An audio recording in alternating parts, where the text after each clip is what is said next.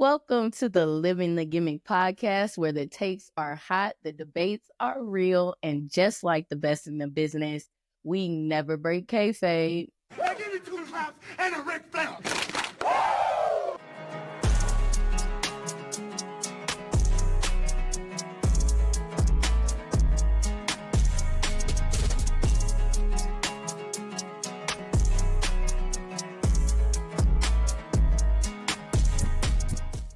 What's up, everybody? It's your girl, Tay. It's the neighborhood Uncle Trap. It's Teddy Royce. And this is the Living the Gimmick podcast. Welcome to another action-packed episode. We got a lot to talk about. Yes, Yeah. we do. Yeah, we do. We got a lot to talk about. It's so much going on. To give you a quick rundown, make sure you stay tuned to the end because we have a special celebration, okay? A quick rundown. Look, we're talking Cena and Cody Rhodes, Rhea's HBK moment, the Street Profits, Braun versus Penta, and more bloodline drama. It never ends. It never ends. That is the story that we live for. Mm-hmm. Yeah. We love it. So where are we going to start? Let's start with John Cena's return in Belgium. He showed up. He explained himself. And he told the WWE universe, I don't need you. This is a toxic relationship. And goodbye. A lot of points were made. Yeah. A lot of valid points were made. Yeah. Yeah. I think it started out hot. I was kind of interested to see what kind of reaction he would get. Mm-hmm. The resounding boos were perfect. I personally love that he didn't change his theme. He didn't change his gear. He just changed the actions of his entrance. Yeah. Personally loved it. And I don't know about y'all, but I feel like halfway through the promo, he had the crowd like, dang, maybe we are the problem. You know what I loved is that when they were booing and everything, or no, they were saying Cena sucks or something like that. And then he dropped the mic and act like he was walking off, and then everybody want to get mad. Boo! Yeah, it would have been great if he would have left. That would have been great. Yeah. That would have been perfect because you want to sit there and chant over me and talk all this junk. I'm going to leave. I ain't saying nothing. That would have been great. That would have been perfect. Yeah. He was doing a lot of whining.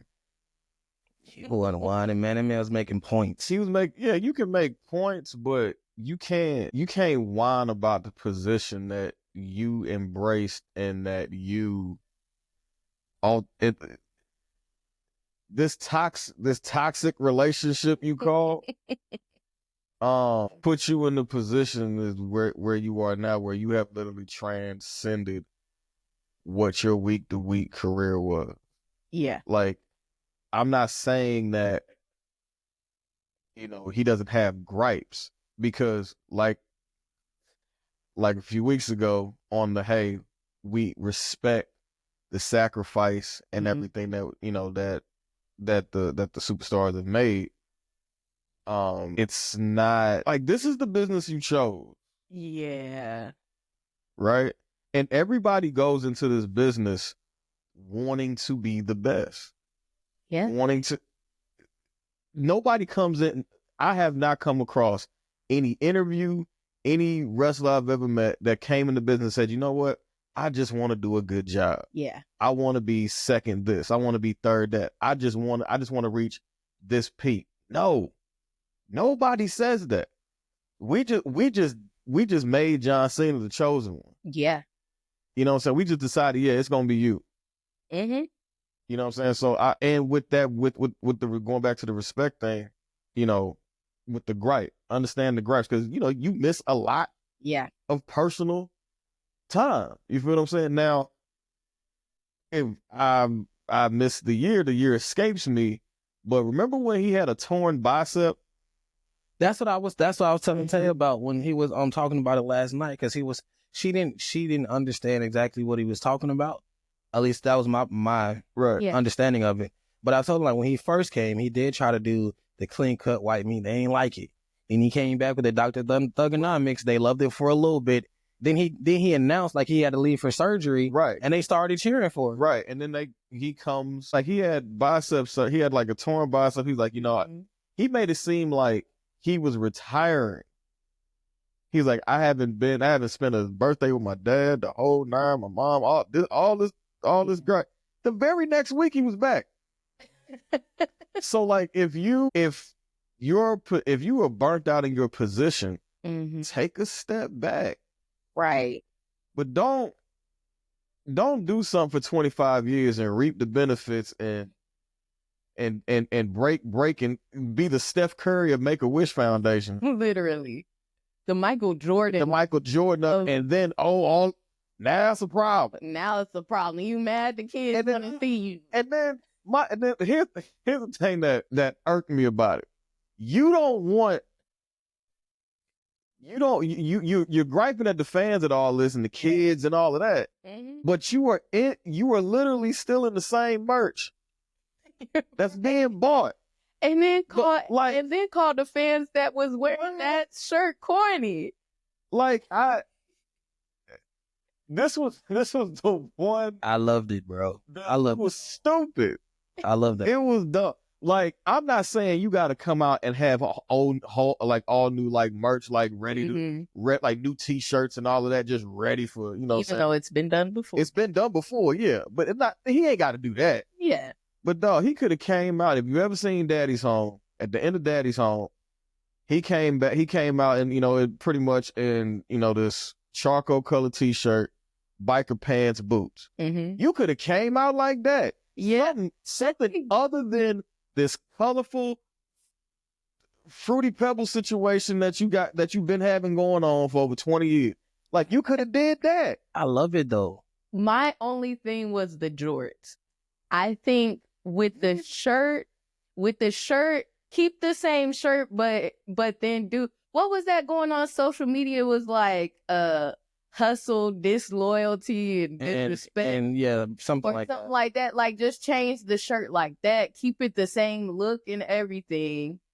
And the George I can't take you seriously as a disgruntled employee. Like, you pigeon-toed and your knees knocking in George, bro. Like, I like it. I like it for the reason. I like it for the reason that if you see it on social media, a lot of people were pissed because he didn't change all that stuff up because they were like, well, he's a heel now. I would love it if he came on like this. Like, I think it's more of a heel move to not change none of that. Yeah. And to make you and piss y'all off because I came out in the same jorts to the same colorful shirt. It's because it's more of like this is who I've always been. Yeah. Just been acting for y'all. And it kind of proves, and I don't know if y'all saw it, but it proves the point he was making that it's never enough. Everybody been calling for Cena to turn heel. He turns heel. Now you pissed off because he's not doing this. He's proven that's his whole thing, that no matter what I did, the 600 Make-A-Wishes and all Big Max John, it's never enough. Yeah. That was the whole point he was making, and he proved the point last night. Well, really and truly, it was way more booze. I mean, like when he first comes out, the boos are definite, like Dominic Mysterio level type boos. Yeah. But I don't think it reached Dom. They didn't reach Dom because they let him talk. Well, yeah, because like at some point you're gonna want to know what he got to say. Like, that is John Cena. You feel what I'm saying? Yeah. And what we do know about John Cena, the man, he got the gift of gab. He can talk. That was a top tier. That was a top tier promo he did last night. What I will say is shout out to you, John Cena. I'm still part of the Let's Go Cena crew. Okay. Yeah, because they're still out there. It's not like everybody booing him. He's still getting them. Yeah. If y'all remember, like within the promo, he's still getting the Let's Go Cena sucks chant. No, yeah. Like he's still gonna have his legions. But the heel side of it all is to say I don't even like you. Yeah, it's like y'all not even genuine about it, because you saw when they showed the little boy's face when he called the little boy out. Yes. That's perfect.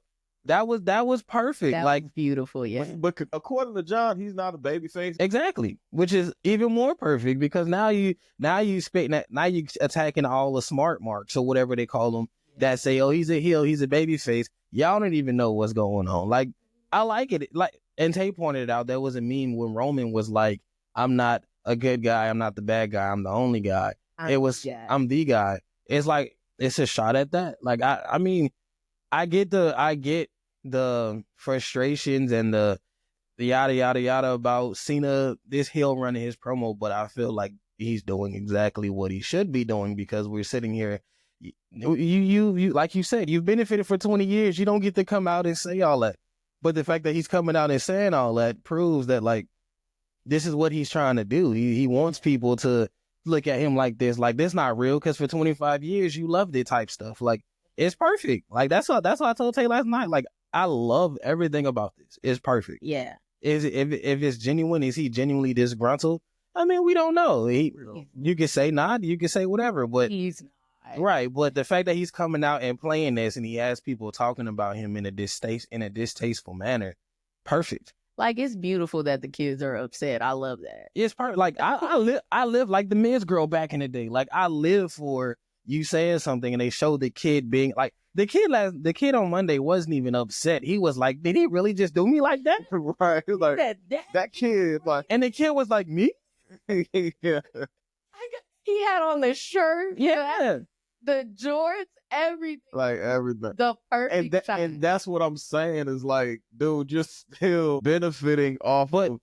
Even better, I'm still making the money off of it. And I like what he said a line, and I pointed to him, I said, I love that line. He was like, I'm not changing how I dress because y'all dress like me anyway, regardless.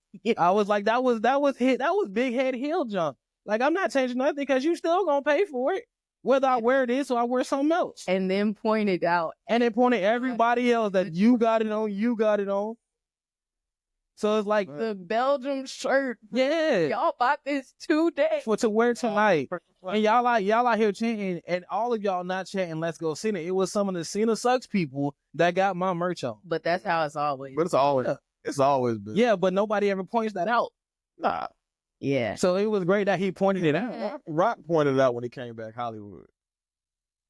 As far as fans cheering him and booing him and all that. Not him, he did. Yeah, but nobody pointed out the fact that you're booing me, but still got my merch on. Nobody's ever pointed that out that I can remember. That's true. I just want to say this. Let me look at my hot take camera. This thing. John Cena talked before Cody came out. It was what, like 15, 20 minutes. 15, 20 minutes. Not 1 second of that 15 or 20 minutes was I bored. Was it redundant? Was it not entertaining? Not 1 single second. It didn't feel like it was that long. When a certain individual who now goes by the Final Boss came back and talked for 20 minutes, I'm sorry, I got bored. You were saying a whole lot of nothing, Rock. Love you. Now everything has evened itself out and everything. I don't have too many complaints, but John Cena bodied the Rock. I mean, this ain't nothing new. Promo-wise. This ain't nothing new. See, Cena. This ain't nothing new. He bodied the Rock before. Cena's the only one, and we know how much of a gift the gab. Yeah. Rock got, but I argue. But Cena. Yeah. And he's the only. Cena got a set on him that I have never seen ever. When he called him out. When he called him out about the wrist. Yeah. He brought his notes on the wrist. Yeah. Like, bro, like, one, I don't even know how he caught that because I'm looking at TV and I ain't even see it. Well, I saw it, but I thought it was a tattoo. I saw it. You can see it clear as day. But I thought it was a tattoo. Yeah. I wasn't paying attention to it. I didn't catch it. But like, it's just, that's one person that if we're talking about like the best on the mic. Yeah. You know, Cena's definitely, if he's not at the top, he's definitely top 2. Yeah, for pure mic skills. Pure mic skills. Yeah. I think people put Rock above him because The Rock has the most memorable promos. Like throughout his career. Rock has a catalog of promos. Yeah. Like he's one of the few people who has that. Yeah. But if we going head to head in promo, like Cena's undefeated to me. Yeah. Like if we going head to head, I mean I don't know. Well, Edge I'm just saying recently, right? Yeah. Because I know what. Yeah, because I know what you're saying with the call him out for his on the wrist, but you gotta think when that happened, Rock was gone for a while and came back. Yeah. Like, if everyone do head-to-head, you'd have to put Rock in, like, 99-ish against Cena in his prime, and I don't think Cena's touching that Rock. Yeah, I don't think... Absolutely not. It's very few. Out the history, I'd probably... Rick probably in his heyday, but Rock in that 98 to 2000 range, nobody. Like he was definitely cooking. Because Rock was coming out off the dome and was frying people. Yeah, that's a fact. His roasts are unmatched. Yeah. Like, anytime you can go out there and like, cut a promo doing a song on somebody like that. And he was really breaking people's characters and pissing people off in the back. Like pissing whole cities off. Yeah. So I'm just talking about like recently The Rock has been out there talking for 20 minutes. No, absolutely. And I've been like, bruh, I love you and all, but can we wrap this up? Because Rock is going between two different people. Yes. You feel what I'm saying? He's going between corporate Dwayne and then he's going between and then final boss Rock. Yeah. Yes. And he's always he comes out, the entrance is final boss. But then once he starts talking, it's like a flip. And he's like juggling. He's juggling a lot. Cheering you? Am I supposed to be? And he like reiterates the same points from both sides, and it loses you. Yeah, it's like it's just redundant. Yeah. But Cena's promo on Monday night, it was cohesive. It was cohesive. It wasn't redundant. When Cody came out, it added a whole nother level to it, and they kept it going instead of like just repeating the same stuff over and over. So shout out to you. Moving, I don't know if this is where you're going, but moving to Cody coming out. I mentioned this to Tay last night. I don't know if you saw this. I've been saying this, but there's absolutely, I know Cody's the babyface, quote unquote, in this situation, but there is nothing babyface about Cody Rhodes at all. From his entrance music to the Tron to how he looks to how he walks. Like, I was telling Tay, you don't think the entrance music is babyface? Absolutely not.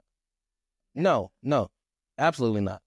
Like the entrance music, sounds like a villain arc. Like it's like you have the doom doom like gets dark song. Yeah, everybody sing it, but it's not because it's because it's catchy and everything. Right. Like it's interactive. But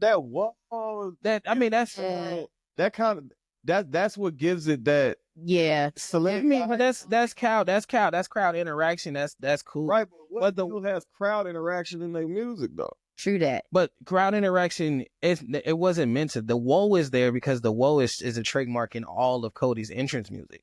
It wasn't there for crowd interaction. That's his trademark in all of his entrance music. And when we get off, go listen to all of Cody Rhodes' entrance music. They all have the whoa in it. No, you're right. They all had it in there. Dash and Cody Rhodes, that was in that. Yeah, right at the Smoke and Mirrors. Like all his songs has whoa in it. It was not meant to be crowd interaction. Yeah. When he first came back, nobody was doing it. It caught on later. Like it wasn't meant to be crowd interaction. And when you listen to his song from the two hits of the kick and it gets dark, wrestling has more than one royal family. Like that sounds like a villain arc. Yeah, it's like you don't notice us, and I'm about to show you. That's what it is. It feels sinister. And how do we know? When did Cody first debut that song? When he went to the American Nightmare thing in the Indies and trying to prove himself as the Rhodes are up there with everybody else. It's not a babyface song. It's just people they made it crowd interaction, like Finn Balor's thing. Finn Balor's song has never been everybody get into it, but everybody started doing that thing. Yeah. So and everybody do you think the music has a lot to do with how over a superstar gets with the crowd? Absolutely. The audience. Absolutely. You know what I'm saying? Because it's like I said, like Finn Balor, like the essence of Finn Balor is not even a babyface. From just being Finn to Demon King. But when you think about it, most of the people who is like that, where the essence of their character isn't babyface, they get over because of the song. Like, look at Shinsuke. Nothing about Shinsuke has ever been babyface, but people love to sing his song. Same thing with Seth. But who I will say is a amazing recent example is AJ Styles. When he turned heel and tried to change his song, nobody liked it. Nobody liked it. But AJ could still be a heel and have the same song. Absolutely. It's all presentation of it all. Yeah. It's all presentation. So Like that's how I feel the same thing about going back to Cody. Like, and when he got in the ring and they had him and John was standing there and Cody was walking around. I told Tay, if somebody who never watched wrestling clicked on at this moment, Cody's the bad guy. Insert picture right here. Yeah, Cody's the bad guy. Pure presentation. Just pure presentation. From the suit to the From the suit, the music, the dyed hair, how he looks at John, how he walks around with, like, I told Tay, he carries the title like a snooty heel, like how Triple H stuff used to do. And John looks like the nerdy kid who gets bullied and stuff, sitting there with his hurt on his hat and stuff and his jorts. Nothing about Cody's presentation is babyface. His logo, tattoos, his hair, how he dressed. It looks like a mob boss. Shout out to Brandy, because Cody be dressing. And girl, I know it's you. It's her. Behind every well-dressed man is a wife. I'm not going to have this guy. I'm not going to go there, but Cody been dressing before Brandy came in the picture. Shout out to you, Brandy. I'm not getting close. Still shout out to you. I'm not. I see you, girl. I'm not close. Real ones, no. Cody been wearing 3 pieces. Like, I see you, Brandy. Cody, and I love you, girl. Man, Cody been having that issue on since he was a little boy. Yeah. Go back and has it daddy? Shout out Mama Rose. It's his daddy. Okay, all right. Mama Rose, if you go back and look at Dusty's very first Hall of Fame induction at the WCW Slamboree, it was 94. Cody is in the back. Now, mind you, he's like right behind Dusty. Mind you, it's the American flag, dress shirt, the belt buckle, the Wranglers, but the boy's crisp.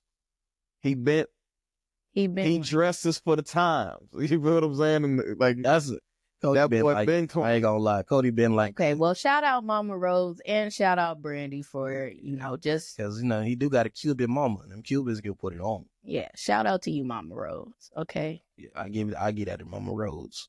Shout Brandy definitely keep it up, but I definitely give it to Mama Rose. And definitely match the energy and definitely add to it. Yeah. Absolutely. Absolutely. Yeah. Brandy. Shout out to you, Mama Rhodes. Yeah. But that presentation, I just want to point out the presentation, Cody. Cody's heel turn is going to be it's going to be ready. I'm still sitting on that. Yeah, speaking of this heel turn as far as John is concerned, I don't think, this feeling that the fans are having, I don't think it's going to last very long. What feeling? With John being a heel? Yeah, like this feeling of disdain and betrayal, maybe. Because I don't think John's not going to be a heel long. This is just something I feel like he's wanted to do. That's what I was going to ask y'all next is, this is his farewell tour in December.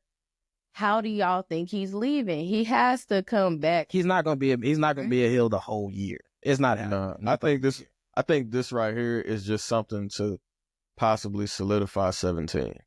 Yeah. Either that, and I think it's done after that. Like, literally, once the belt is put on him, I think literally that, because everybody's gonna be like, yo, like somebody, like the record got, like he broke the record, like, because that's something we've been waiting on too, like the conversation of who's gonna break the record. Remember when Randy came back? Yeah. We've been playing scenarios out to how, because right after John is Randy. Mm-hmm. I think whenever John loses the belt is when he turns back face. Think so? I think that's what it is. I think when he wins the belt, he'll still be a heel for a little bit, because this whole thing got to play out with him and Rock and all that stuff. Mm-hmm. And I think how he loses the belt is Rock turns him in some way. Yeah, he when he drops the belt is when he turns back face, because it's gonna be like a legitimate like betrayal.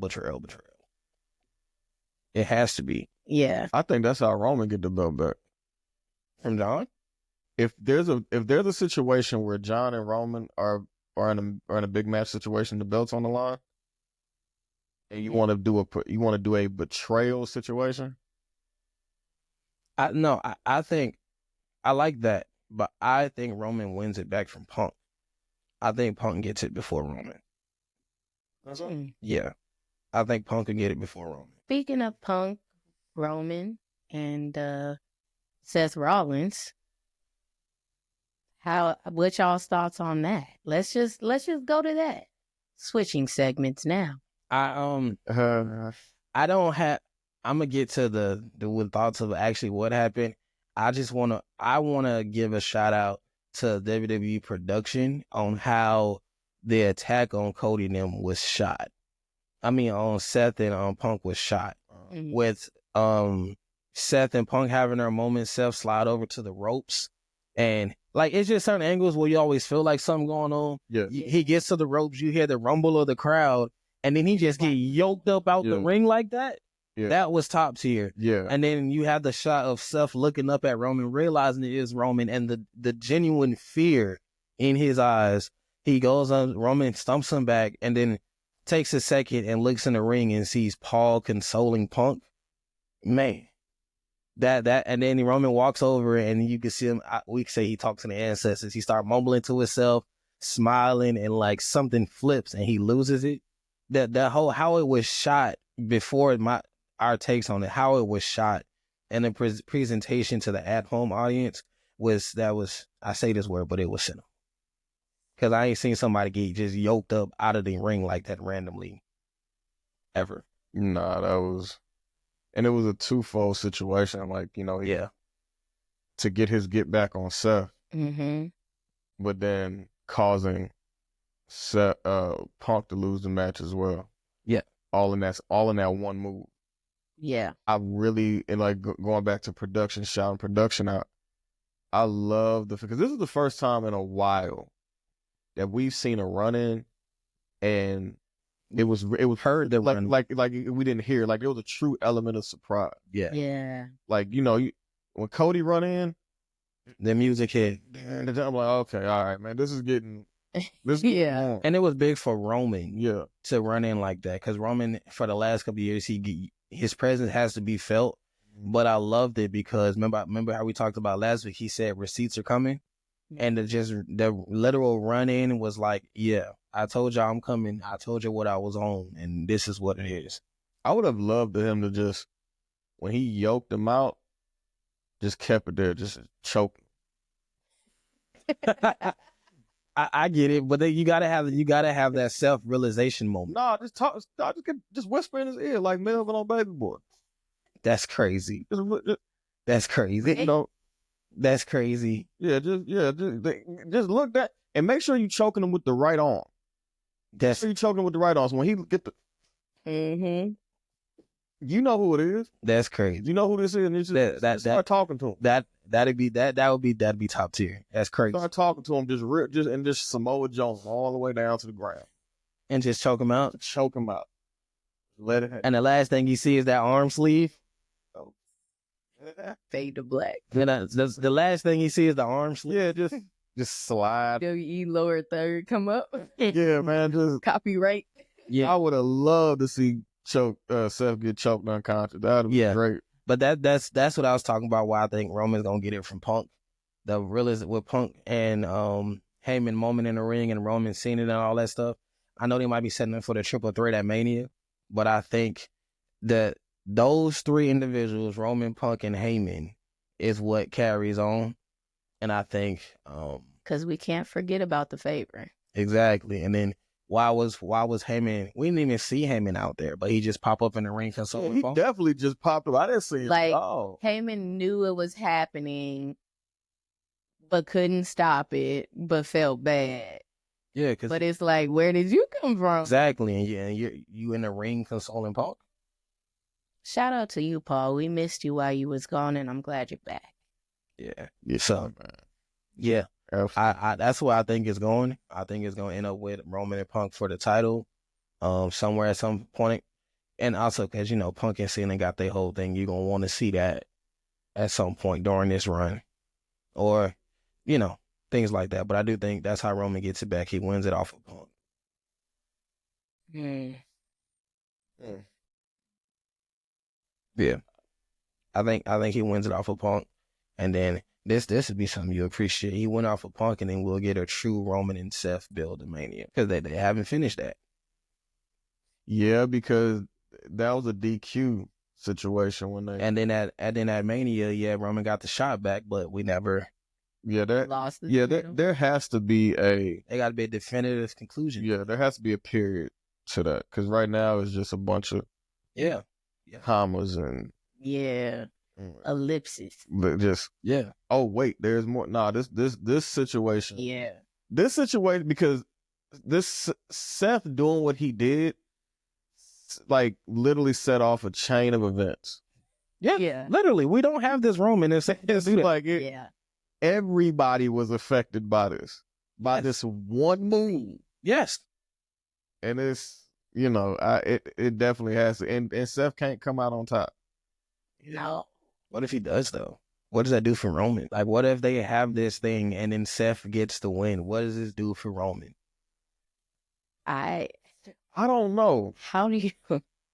I don't know. How? But I would love Mox to be involved in that. That's not happening. But I know it's not. But I'm saying by the time it happens, maybe anything could happen. Anything could happen. Maybe a contract gets bought out. Anything could happen. Levy, make it happen. Anything could happen. But I know personally, if we have a Roman and Seth thing and Mox music hits, Dean Ambrose music hit, that would be top tier. That's gonna blow. That'll blow the roof. That'll blow the roof. Hey, detach. Not even detached, but just obliterated. Yeah. The roof will be obliterated. Mm-hmm. Yeah, that'll be. All you're gonna see is the beams from the roof holding up. Yeah, that'll be tough. Also, I need Dean to come back so the Shield can go into the Hall of Fame. No, facts. Roman to be a 3-time Hall of Famer. Yeah. Well, 3 times? The Shield, the Bloodline, and by himself. Yeah, true. Yeah, because you gotta realize there's been different Romans that we've seen. Yeah. The Shield Roman, Bloodline Roman. Watching somebody like grow up. Yeah. In front of our face. The big dog. Even before that, when he was like leaky in NXT. Mm-hmm. Yeah. Yeah, because he didn't become Roman until right before the Shield thing. Yeah. But yeah, he grew up right in front of him. But himself, all these dudes that are top now, we've literally seen them grow up. Like, I remember when Cody was a little bony little dude and Randy took him under his wing. So, yeah. I mean, yeah. We've seen all these dudes grow up. All these people that's in the top, Bianca, Taz, all of them. Mm-hmm. We've literally seen them grow up. Yeah. Yeah. And I think that's why we personally feel so passionate about them specific group of people, because we've seen them when they was just nobody. Like, I know you don't like Becky, but there's a lot of people who feel passionate because they remember when she came. I don't dislike Becky. I just dislike the man character. It got stale and it reached its core. Yeah. And I know. Look, it just felt like for somebody who's Irish and doesn't need to be. It felt like she was trying to force her Irish accent out when it really just comes out natural when you hear her talk anyway. So it just felt forced. It felt very like Seth. Seth probably talks like that for real. Like, but that whole the yelling, the screaming Seth, like I'm not really with this part. That's, you know what I'm saying? So that's where I like Becky. I like her story. I like her grind. I like her hustle. It's just like, for my taste as far as in the ring is concerned, she's not somebody I would just choose to watch. That's valid. You know what I'm saying? I wouldn't just be like, oh yeah, I gotta watch this Becky Lynch match. Credit to her. She's, done what she's done. She's a bona fide legend. You know what I'm saying? I've seen her go in person. Like, her and Charlotte fought for the belt up here at Hell in a Cell. Yeah. At 2018. 2018. So that was a really good match. You know what I'm saying? Like, she can go in the ring. It's just something about it is just not clicking with me. You know what I'm saying? So, but shout out to her though, for real. Shout out to you, Becky. That's valid. We love you, and definitely a friend of the pod. Everybody, Seth, please lose my auntie's heels. You gotta let them go, bro. you got to, bro. Like, your auntie's heel is disrespectful. I mean, I sometimes I'd be like, brother, bro, you know where you got that. That's crazy. And this ain't no knock to nobody, but bro, I ain't even going that route, but bro, come on, fam. And while we're adding things that he need to throw away, anything fishnet that you own, bro, that fishnet be having her uncomfortable. Like, what? I have your shirt on right now. When I got this in the mail, I was so elated and happy. You my homeboy, but the fishnets got to stop. Like, it's just gotta like stop. And that red oven mitt thing you had on a couple weeks ago, bro, go on and burn that, fam. Burn it. Burn. Just get rid of it. Don't donate it because nobody else. Nobody's gonna want that. Nobody. It'll sell at an auction for $25,000. Yeah. The cleanest I've ever seen Seth was not even in the ring. Remember, it was after Mania. He took that time off. Him and Becky were at the Kentucky Derby. Oh yeah, he was clean. Yeah. To the yeah. He was clean. I'm talking pop out. I'm talking the Kentucky Derby. Like Seth, you was dripped, like my boy.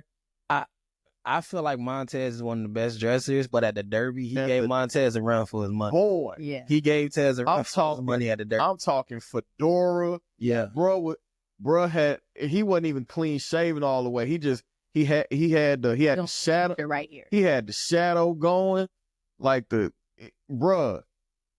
Yeah, he was clean at the Derby. Bro, you had to be the flyest at the Derby. You had to be. Yeah. To be. And that's what I'm talking about. You got it. Bring that on camera. You got it. He sometimes, I'm not gonna lie, some of his stuff he wear on camera hits. Some of his gear, some of his outfits, yes. Say more often than not. It does. It's just when it misses bad. But like he be cold. Like one of his best gears that I liked was I think it was what is that where he won the world title? Like was it I know you're not talking about the barbecue poncho. No.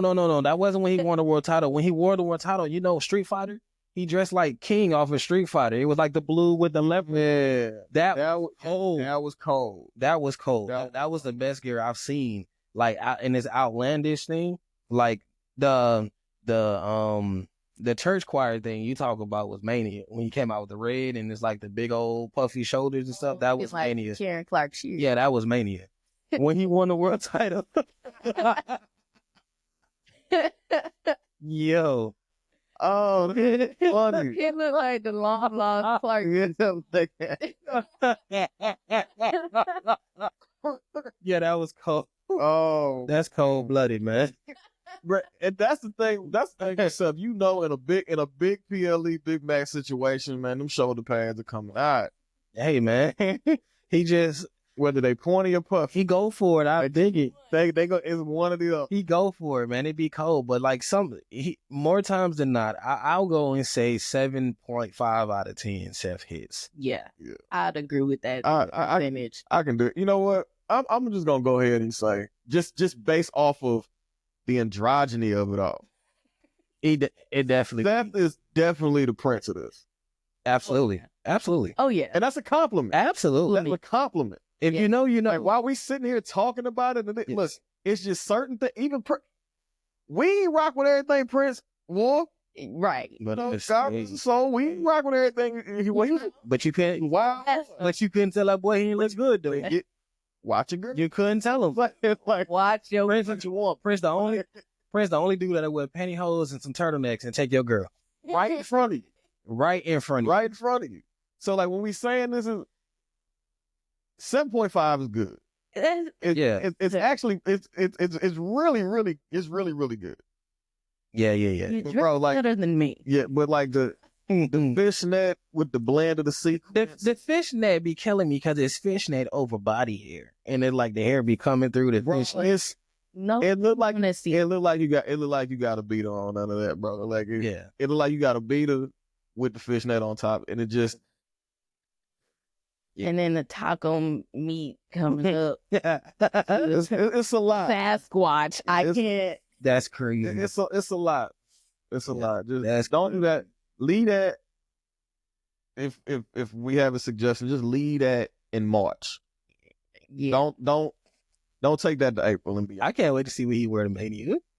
That's off. I can't wait, bro. I can't wait, bro. It'll be ridiculous. I cannot wait, bro. We don't need that. Yeah, I can't wait. I can't wait. We don't need that. I don't want to see it. I can't wait. That's gonna be the podcast cover picture for me. That's the thumbnail. That's gonna be the You come out and something outlandish, thumbnail for this episode. bro. Yeah. I promise you. Yeah. Please don't make us dedicate a whole episode Rating his outfit. It's all like, please. You know what? I think I'm gonna do a TikTok and put it on our page. Oh man. Okay, we can do that. You done got her mind turning. We got to get a vote on this, man. You done got her mind turning. Yeah, we got to get a vote. Since we doing that, I will find a picture of his Street Fighter King fit. I'm putting that up against anything. Okay. And I'm gonna show you afterwards. I'm gonna show you that jump was cold. Yeah. It was cold. I'm with it. Shout out to you, Seth. Shout out to the WWE stylists and costume. Yeah, whoever helping him need to be designers and all of y'all in the back. We see you. Well, we don't literally see you, but we acknowledge. Yeah. Shout out to Lane Bryant. Yeah. A Burlington Coat Factory. Dillard's. New York and Company. You know what I'm saying? That's crazy. Forever 21. Bro, you really Spencer's. Y'all really disrespectful. Got that fit now, Y'all bro. really disrespectful to that, boy.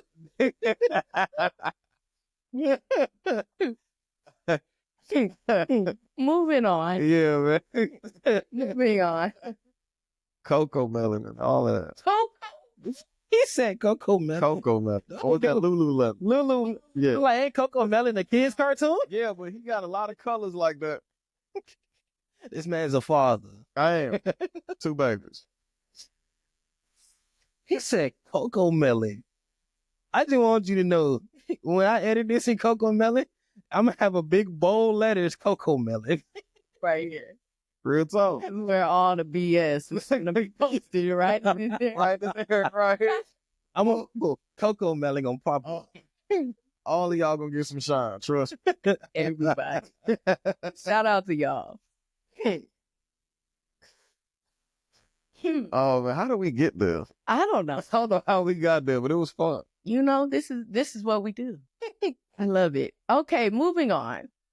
Here's my segment switch camera. I'm looking right at you people.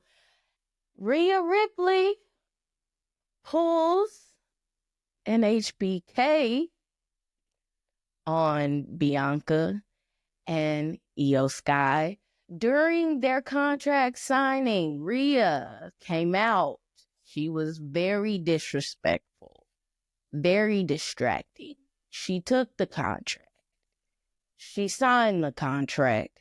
Does that make this a triple threat? Bianca, I saw what you posted and I agree. You don't have to win Elimination Chamber. You don't have to win the Royal Rumble. Apparently, all you have to be is Rhea Bloody Ripley, and you just get a WrestleMania spot by signing your name. What is up with that? Fellas, what do y'all think about that? Because I personally am disgusted. First, I'm going to start by saying, if y'all don't get beat up by her, she don't get the contract. She took them both out, playing them both on the table, and then took the contract. Hold on. Hold. I'm just saying, that's what happened though. Listen, all I'm saying is this. It was Bianca against 2. No. It was Bianca against 2. No, it wasn't. Nah, No, it I wasn't. say that. It was Rhea against 2. She beat both of them up and took the contract. Cause neither one. No, because Io tried to hit Bianca with another slap. She countered that, but then turned around, headbutt. That's what I'm saying. She was blindsided. That was a cheat. So it sounded like she was blindsided by Io and then saw Rhea walk face to face. No, it was a cheap shot. Listen, she's first of all, Teddy called this to happen, like where there's a way for Rhea to kind of play her, insert herself into it. Yeah. So it's playing out in front of our eyes. Mm-hmm. This is very Shawn Michaels super kick to Chris Benoit leading up to WrestleMania 20. The triple threat. and leading into the triple threat. And the person, and this is where I said what I said when we talked about it. Then EO's Chris? Huh? You gonna say EO's Chris? Well, out of the three, that's who's gonna, as far as who comes out on top. Yeah. Because the person who lost their opportunity to insert themselves never comes out on the winning end. Yeah. Yeah. And Bianca got a lot that she got to deal Still think on the back burner. Yeah. Yeah. Like nobody has forgotten this whole Naomi Jade situation. Like nobody's forgotten this. Yeah. So it's like it may seem like, when she got out of Jade's way to let Jade go handle. Mm-hmm. This is going. I really feel like this may turn out to how you said from before, like Naomi and Bianca may be in a little bit of a cahoots. Jade and Bianca? Maybe Naomi and Bianca, or maybe Bianca's in cahoots with somebody. I'll just say that. Yeah, she cahoots. Like, because I just don't. With three people are involved, can't nobody walk. Not one person is walking out of this clean. No. The only person, like, nobody, like somebody, all three are involved somehow, whether somebody that got pushed off, the person that did the pushing, maybe somebody, orchestrated it. Maybe. I don't know. I don't think Bianca's hands are all the way clean.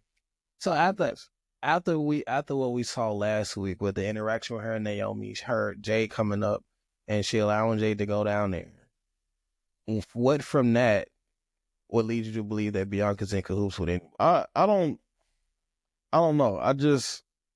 I can't definitively say, based off looking at that, that okay, I can't say it was a look. I can't say it was this, that, and third. Now, hold on. If I could say something to it, maybe the interaction between her and Naomi in the ring was a facade. The man and all that stuff. Like, I mean, as easy as them tears came out, if a piece of it can maybe feel like maybe something is, maybe something is there, and them using Naomi to lure Jade into this false security where she feels like she has an ally, and then at the end of it, she's like, "Nah, you thought you had a friend, but you really don't. You really don't." And then that's how we can get to this Jade Bianca situation. Okay, I can see that. So maybe just talking it out loud, maybe that, but maybe we'll get some answers tonight. We might get answers tonight. Maybe. The answer is going back to the Roman thing. Roman, Punk, and Seth are all going to be on SmackDown tonight. They are. The same roof. But I don't think it's going to be a whole lot of talking from Roman there. Yeah. Roman ain't been doing a lot of talking lately. Which is why he might say something. Because I feel like there has to be something, at least with Paul. They can't all be in the same. They cannot be within arm's reach of each other and get talking. They won't be. They Roman probably do. Somebody got to be somebody got to be at the entrance. One got to be in the ring. The other one got to be in the crowd somewhere. Like, yeah, I don't think they are going to not be all three in the ring. I think Punk and Seth might be in the ring together, have a conversation, but I think Roman's going to be in the back and asking Paul what was up with him and Punk, if Paul is even there. Like, what if it's not going to happen? Paul will be there. Yeah, but so I think that's where it's going to be. I don't think they're all going to be in the same ring together, but yeah, that was just as far as getting some answers and stuff. They're gonna be there to get tonight. You probably get something from Bianca and Naomi and all them tonight too. Yeah. Are we waiting on answers from anyone else while we're here on answers? I'll be waiting on answers from anybody else. I'm trying to think. Not that I can think of. As far as answers, as far as like, we might get a response from the Street Profits coming off they win. Yeah, I feel like they'll be there'll be a vignette or something that they'll do. You think they do a vignette for him? Possibly. I think they might come out and actually talk in the ring. They won the titles. I don't see them doing another vignette after winning the titles. We'll see. They might because they vignettes. No, they're doing vignette, but I'm saying them winning the titles, I think they'll have an in-ring segment or something. I think they'll more so have like a match. Probably. Like that's what I'm saying. Instead of just being in the ring talking. That's what I'm saying. Like I think they'll still do the vignettes, but I'm saying like for tonight, the first show after winning the titles, they're going to be live and talk live. Probably in the ring. It might lead to a match or something, but I don't see them doing a vignette tonight after just winning the titles. That's what I'm saying. While we're on the Sweet Profits? The Sweet Profits. The Sweet Street Profits. That's crazy. The Profits promise fulfilled. The Street Profits have won the tag titles once again after a long road to redemption and back to the top. This their fourth title? That's been 4 years. It's been 4 years. No, it hasn't. It's been 4 years. Is it real? And it's been going. I didn't realize how wide that gap was. Yeah, it's been 4 years. I didn't. When last time they won a title, they were still separate. Like there was the Raw titles and the SmackDown, and they swapped shows. Yeah. But that's the last time they had it. Yeah. And then because you remember all this time, for 2 years they was trying to figure stuff out with Bobby and 2 years Bloodline held them. I'll tell you how long it's been since they had it. Riddle and Randy, I think, beat them for the titles. Yeah. And then the Usos beat them. And then they held it for about 2 years, and then Sammy and remember I told you KO did it. Remember I told you they're not gonna win it again until they seriously turn heel. You did? Remember I told you that? Yeah. I told you they're not gonna win it again until they seriously turn heel. Because remember they're doing the stuff with Bobby? Yeah. I was like, they're not gonna win it. They're not seriously healed. They're not gonna win it. But are they heels? Yes. Yeah. Yes, they are heels. No. They got the reaction because it's been so long, but they are absolutely heels. There's no way around that. They beat people up. They threatening people. They were the DIY were baby faces. They wrestling on like they're heels. They got them. They got the reaction because it's been 4 years and they deserve it. Just like if, say for instance, I don't know, say like who's another heel right now? They win a title. I can't think of off the top of my head. I'll say like Miz. Miz is a heel, but if Miz win a title, he'll get a reaction. He'll get a pop. Miz is a clear cut heel. Yeah. Well, yeah. But that's what I'm saying. The Street Profits are they literally heel turn. They went dark and when they came back and was attacking everybody, they heel turn. But they got the pop because it's been 4 years and they deserve it. But they are 100% heels. There's no way around that. Yeah, they definitely turned a darker situation. And if you have been paying attention to Tez's IG, yeah, do yourself a favor and go to Tez's IG page. Look at his stories. Look at the reels he's putting up. Tez is really tapping into something that only the 1% of this country understand. He's tapping it, and I can appreciate it because it's not in bad taste. It's not in bad taste. If you for my military brothers and sisters out there, when you look at it, you know exactly what I'm talking about. You know, if you've ever been overseas, this thing called AFN, which is pretty much military cape, you know what I'm saying? It's free cape. And they do these commercials, you know, with actual military members, and it's like, different things as far as like with PTSD and like what that looks like. Somebody had just came down range, or like they're in their bathroom, it's them in the bathroom, but when they look in the mirror, they see the person that they had to be down range, or the person that's, they're trying to, the person that's battling, like, within, it's a darker persona of themselves type thing. And that's something that and I could be reading too much into it, but just from that perspective, and with Tez being a veteran himself, that's how I took it, and I don't think it's distasteful at all. The way it's being. That's a valid take on it. Like I really, really appreciate that part of it, because it's not like, oh, I am, I'm trying to suppress something. It's the person in the mirror talking back to him is like, yo, man, you know who you really are. Show him show him who you are. It's time. That whole thing, but it's in black and white. It's in that monotone. And that's and I love it. That's probably one of my favorite things on social media right now. Yeah.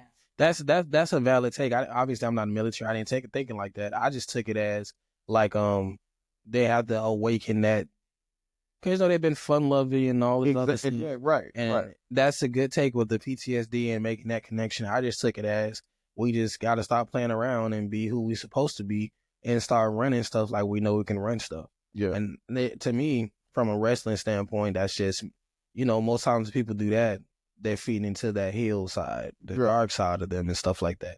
But that was a definitely good take that I didn't think about, obviously, because I don't have that background, but that is a very valid take. Yeah, that's literally, like, when I first seen it, I was like, even talking about it now, like, I got, like, the hairs on my arms are, like, raising up. So I'm like, really got goosebumps. It's like, wow. And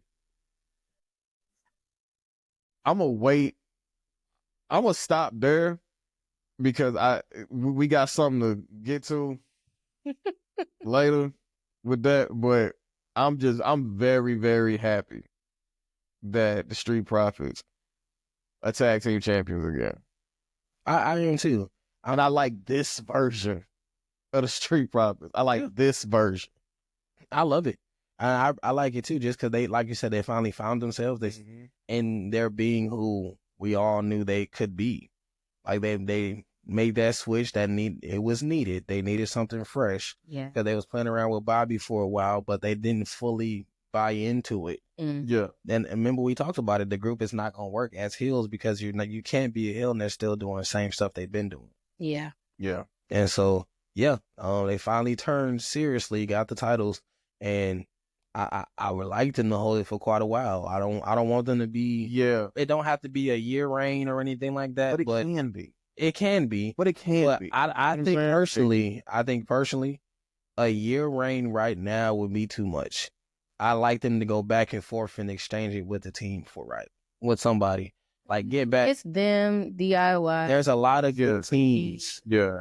Like, there's a lot of good teams. They got that kind of that triangle type thing. And I think, we like to call back, but I like them to go back and forth between the three teams a little bit. Have one team running for a little bit, they drop, go back and forth, kind of like back when we was coming up. You had the Dudleys, Edge of Christian, the Hardys. No, absolutely. They was going back and forth. That's a valid. Yeah, you got three teams, three different styles, but it works together. Then you have the filler tag teams that they might get a shot, they might have a match in there, but it's these three teams that was going back and forth. Yeah. And I mean, personally, I think we're kind of moving away from the extended reigns for quite a while. I was just about to say, but because Roman was three almost 4 years. Cody's coming up on a year now. Like, I think I like them to go away from the reigns and do like the exchanges. Build the rivalries up. The rivalries are better when teams are flipping belts back and forth. Absolutely. But I don't want it to. I would say this first reign, I'll give them 3 months. 4 months. Yeah. This first reign. And then switch it. Because you're gonna need something between, because Mania coming, then you have a Backlash, but the next big PLE ain't until August. Yeah. Well, you got Money in the Bank, but the next big one ain't until August. Yeah. So I think you can give them, they hold it up until the summer, and they might drop it, and you have a back and forth going into like SummerSlam or something. But I think dropping the titles and going back and forth only helps the rivalries. Then you got the Motor City Machine Guns, which we know about them. Legends in the game. We know about them. And Penta's partner is with WWE. And he's supposed to be coming back. Penta, Ray Phoenix, but like I got something else going on. Yeah. But right now, like I said, the Motor City Machine Guns, they're kind of like the AJ Styles of it all. Like, for instance, if we've been watching wrestling, you know about them, but there is a big group of fans who don't know who they are, don't know why we hyping them up so much. Right. So this could be a good opportunity to do a back and forth with them and the Street Profits. Yeah. So, absolutely. I think that'd be built good. up that way too. Yeah, I think that'd be good. The way this has been going, and with I just thought about this. We haven't really seen a true dominant black tag team in a while. Not like I'm talking the Dooms of the world. Yeah. The Harlem Heats. Like, we haven't seen it in a while. I was about to say the APA, but that was just half black. That was just Bradshaw black. We can get Bradshaw. Bradshaw black. He black. Go ahead. Sorry. No, I get it. I get what you said. I get what you said. That was crazy. You know what I'm saying? Yeah. I mean, I was like, oh no. The APA. No, Bradshaw's a white boy. Yeah, he's white boy. He just. She said the APA. He can definitely throw down on the grills. You said the APA. Right. You know what I'm saying? For sure. He can do that. Yeah. That is a very valid point for representation and stuff. But also, I want to say you shout out Triple H a lot, but I do want to give Triple H a shout out for that, the representation. Because if you look at the champions from top to bottom, most of them are POC. Yeah. People say Cody's white, but Cody's Cuban. He is also Cuban. But then you look at NXT, the champion is black. The women's side, the champion right now, she's an NXT women's and a North American. She's like Mexican or something like that. Before her was Julia, who's Japanese. So he's really dispersing it across. Yeah. So it is good to see, black champion. EO's back. EO's back. She's back champion. So, he does disperse it a lot. There's a lot of diversity. But as far as, black people, one, there's another issue. It ain't a lot of them up there. Right. Which is something else we'll talk about another day. Mm-hmm. But it is good that he's not afraid to put that on a POC, that somebody who might not be known a lot in the States, period. Mm-hmm. So I just want to give him credit for that. Because a lot of people, especially with WWE, a lot of people like to claim the management to be racist. And I personally have an issue with that. And especially when they call Triple H racist. Because just as a callback, when Booker T was in that WrestleMania match, that was all Triple H. Vince didn't want him there. Yeah. So, I personally it bothers me when they try to say Triple H is racist. How can you say that when he's running the company and most of the champions aren't white? Yeah, especially from a fan standpoint or an outside looking in standpoint. Yeah. There have been ex-superstars who have claimed that. Yes. And I'm never going to say, because I wasn't there, I don't know. But from a fan standpoint and an outside looking in standpoint, I don't see it. But I'm never going to negate somebody's personal experience that they've had. Yeah. I'm just saying I don't see it. Yeah, we're saying we don't. I just don't see it. So, but yeah, so I did want to give him kudos for that. And going back to having a dominant black tag team champions, this is something great. Yeah. Well, black men tag team champions, right? Black men, yeah. Because we did have Feuds for a little bit, and then Bianca. So yeah, but so on the black men's side, yeah. Naomi.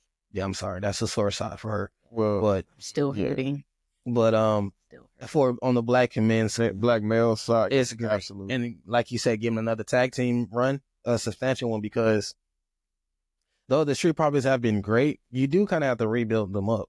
Yeah. Because it's been 4 years since they had a title reign. But in that 4 years since the title reign, it's been a lot of floundering. Mm-hmm.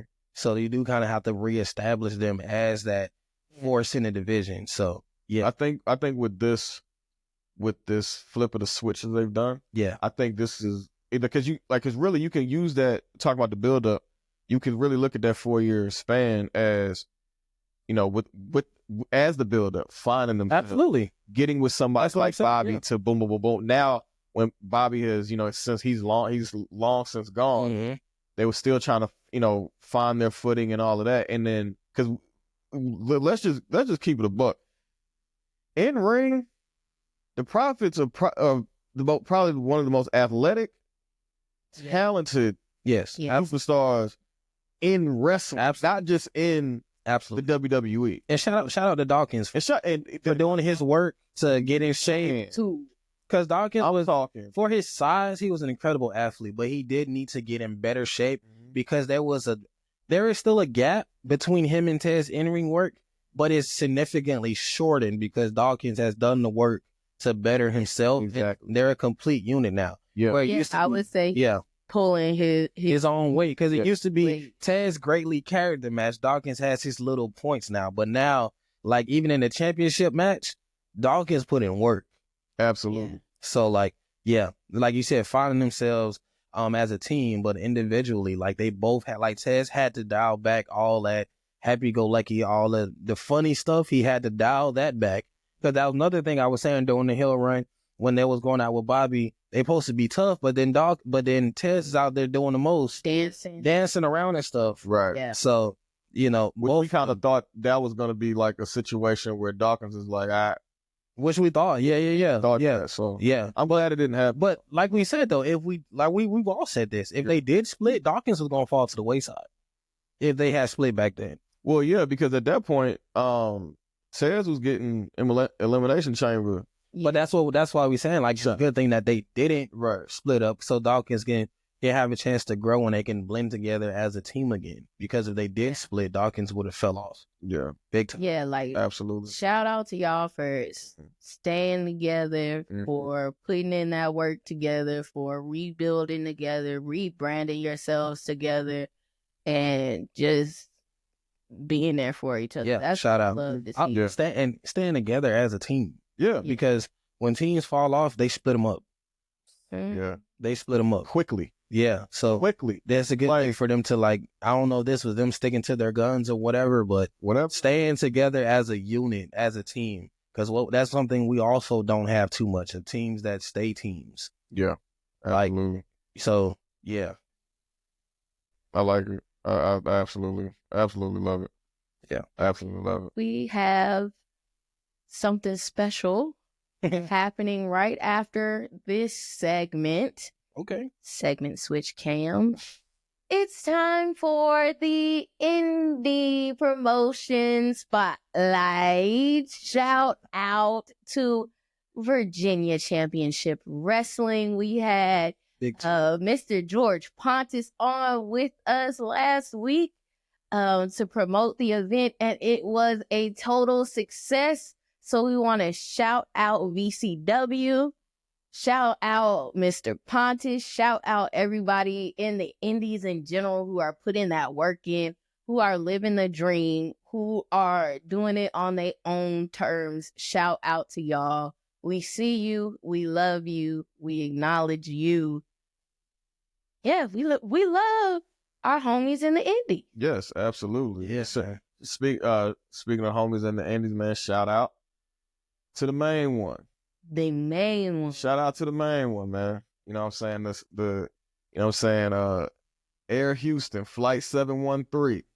That's Samoan King, man. Zilla 52, man. Shout out to you.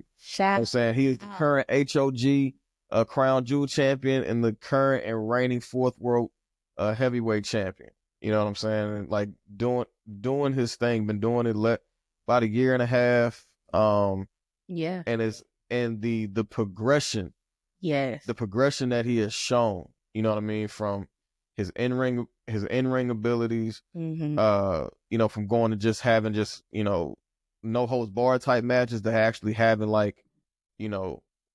stuff that needs to be called. Yeah. It inside the square circle. You feel what I'm saying? Like we've been privileged enough to meet him in person a couple years back. And then I've seen him perform twice. One for GCW with him and Jacob in Dallas in a tag team match, and then when he won his 3rd championship, when he finally won the ROW championship. Speaking of ROW, I wanted, for his growth and stuff, we want to shout out Reality of Wrestling, Booker T's promotion. Absolutely. Using that while we talking about indies. Absolutely. Because not only with Zilla, But the Usos and Roxanne Perez, like he has a feeder system that's, when we talk about indie promotions, like that's the premier indie promotion. Not to put down anybody else, but while we talking about indies and giving shout outs to Zilla and all them and stuff like that, we got to give shout out to where they coming from. Yeah, exactly. So, and he got to, Booker T built something special out there in RH. I haven't had the pleasure to go see it, go to an event yet. It's a good show. But it's a good show. It's a good time. We gonna get out there, but yeah, since we shouting out indies and stuff like that, we gotta get them credit for the people that they pushing out. Met Charmel on an accident. Really? On an accident, like literally, like so. The queen. Something happens where I was like, hey man, something's not like something's not up. So I get ushered. Me and my boy get ushered into the building, and right to the little ticket office door. So knock on the door. Door opens. Boom! It's her. Wow. And she's working. She's working the tickets. I was like, oh, I didn't expect to see you. I didn't expect to see her. You know what I'm saying? But to watch we're giving credit to Booker and like how he's developed these young men and women that are getting into the game and living out their dream and just being one of the standards of indie professional wrestling on the indie scene. To watch a boss lady like Charmel in action, and get things done and how she like. That woman is nothing to play with. Yeah. Let's think I've seen it, and I'm saying because I've seen it firsthand. I'm like, when it's about business, yeah, do your job, boom, boom, boom, boom, get it. And she was so accommodating too. Everybody that may have had an issue, because it wasn't like a lot of people, but anybody that may have had an issue, she made sure you know what this didn't work out, no problem. She made sure they had a front row seat to the action.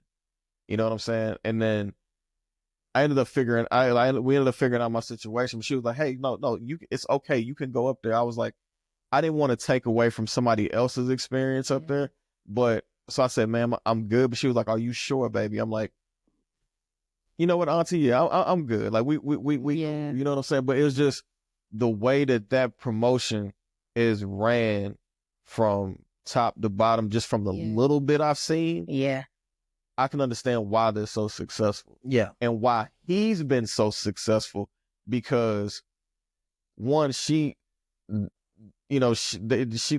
in WCW with her being a Nitro girl. Yeah. So she understands how this business goes and what she needs to be for him and how to handle the back.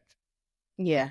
You know what I'm saying? How to handle the logistics of it all. Yeah. So shout out Queen, shout out to you. You know what I'm saying? Yeah. For sure. Queen. We love you, Miss Charmel. Friend of the pod. Jeez. Friend of the pod. We got a lot of friends in the pod. A lot of friends in the pod. Yes, okay. Some of y'all we met. A lot of y'all we gonna meet eventually. We'll meet y'all. Okay. Yeah. And we'll have the receipts that you've been a friend of the pod for a long time. Yeah. Before you even knew it. Yeah, absolutely. All right, y'all. It's been a lovely episode. And now is the time for our special segment called Cut a Promo. Today, I think Big Trap.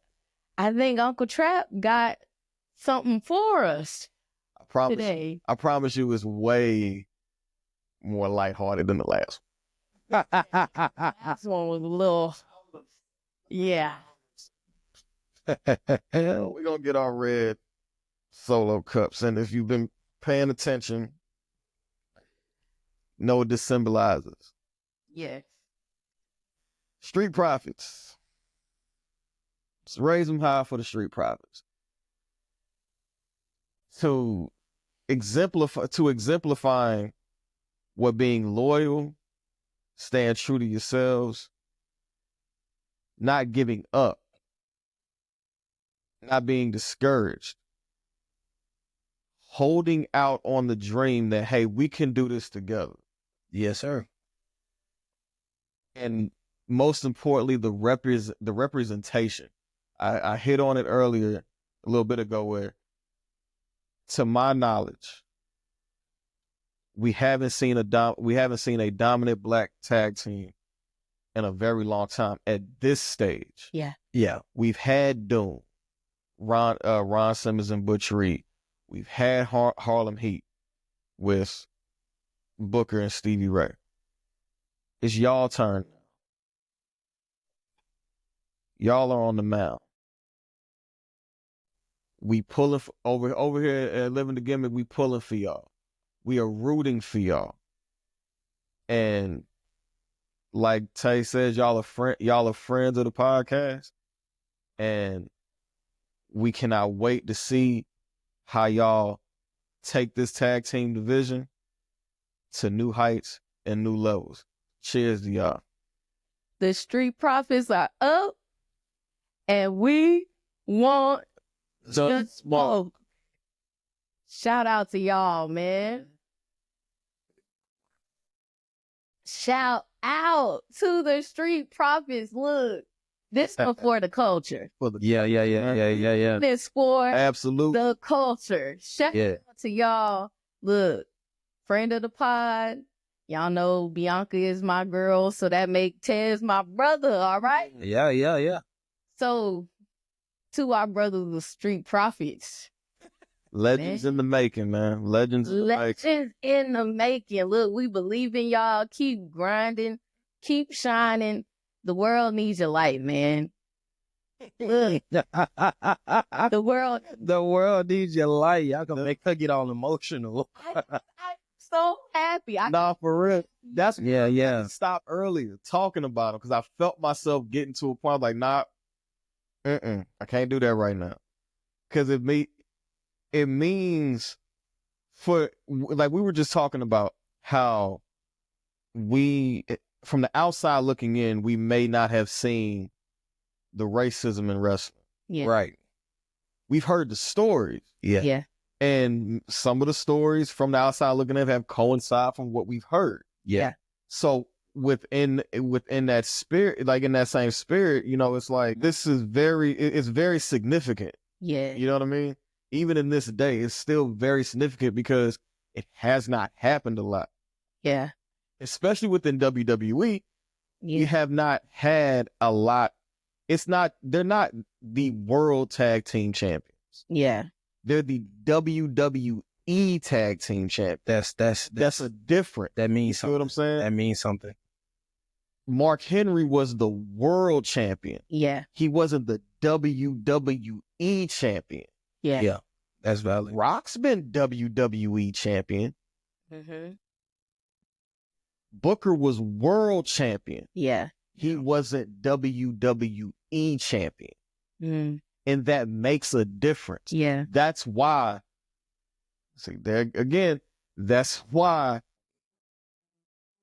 it's as significant as it is. That's why.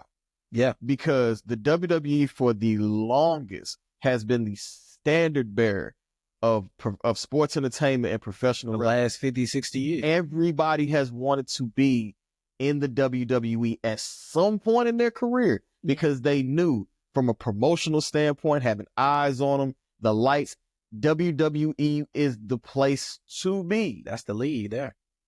It don't get no better. And to only have, you got your champion. They got championship reigns and all of that. But to say, I've been WWE champion. Yeah. That from folks that look like us, I'm talking that. Yeah. That's a WWE championship right there. Mm-hmm. Not world champion, not WWE world champion. No, WWE champion. Yeah. The champion. The champion of the premier organization of this industry. You are the face of it. Yeah. Like JR say, the most prestigious award in our industry. Like, come on. Like, you got to understand how important this is. And to not when you feel like it's supposed to be going your way. Yeah. But you still holding on to that dream, that hope of, you know what? Mm-hmm. My time or our time is coming. And going back to a cultural situation, man, a lot of us do not show up for each other. Yeah. That's valid. We don't stick together. That's valid. Not like we should. You feel what I'm saying? I don't tell somebody. So to see that. Yeah. Where it could have been, you know what, man, I'm gonna go shout out, and I'm going right back to Tez, man. Shout out to you, bro. Yeah. Shout out to you. I'm gonna give you a hug because, dog, when you got that Elimination Chamber spot, you could have easily said, yeah, I'm gonna go solo on this. I'm gonna do my own. Because you was on that path. Don't nobody get Elimination Chamber slots. No. As a tag team member, like who does that? They don't just hand them out. They don't hand them out like candy. You got you performed well. You got a big spot in it. Everybody, bro, you got major praise from the fans from that. Even just saying he needed to go solo. People say to this day, even now, that's how impressive you were. Excuse me, and that's how impressive you are. But for you to say, you know what, nah. Even if that is your goal, it ain't the time for it. Nah, me and my boy gonna rock this out. Yeah. No man left behind. And you know what I'm talking about. Yeah. Appreciate you, dog. For real. My heart is full. All right, we're gonna end this episode right here and right now. Y'all, that has been another episode of the Living the Gimmick podcast. Make sure that you follow us on all social media platforms.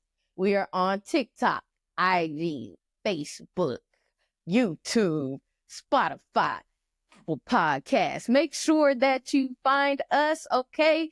Reach out. We are not hard to find. Y'all remember to always live the gimmick and don't let the gimmick live you. Until next time, bye.